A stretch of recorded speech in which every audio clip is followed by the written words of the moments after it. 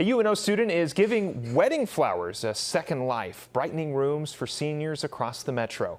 After the celebration ends, the neuroscience major repurposes the flowers and sends them to a new home. First Alert 6's Aaron Hartley shows us how a simple delivery can make a big impact. Would you like some flowers? Oh, yeah. Here you go. The flowers have already been a part of somebody's big day. A wedding full of light and love. And now, Tala Serhan is bringing these flowers somewhere new. I've always loved flowers, been drawn to making bouquets and rearranging them and gardening with my parents. The UNO neuroscience major is a certified nursing assistant working in healthcare since she was 16. Inside the memory care centers, she noticed the room needed something bright. They don't have many possessions, and I saw that it really impacts the mental health of the patient.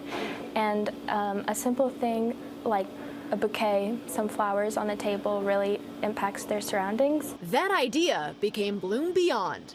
Tala collects the floral arrangements left over after weddings in the metro. By the next morning, she turns them into smaller bouquets and hand delivers them to residents like here at Newcastle. They're always so happy. I can instantly see their smile, their faces. I had one time a resident who said that it reminded her of her wedding bouquet, which made my day. And for Tala, it's all about brightening somebody's day. I think that the simple act of giving someone flowers makes them feel remembered and cared for, even if it's by a stranger.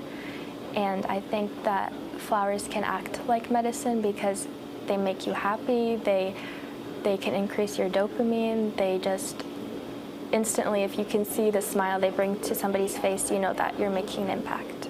Oh, thank you. In Omaha, Aaron Hartley, First Alert 6. Now, Tala is in the process of making Bloom Beyond a nonprofit. Most of her deliveries happen through social media and email. We have that information attached to this story on our website at firstalert6.com. It's also on our First Alert 6 app.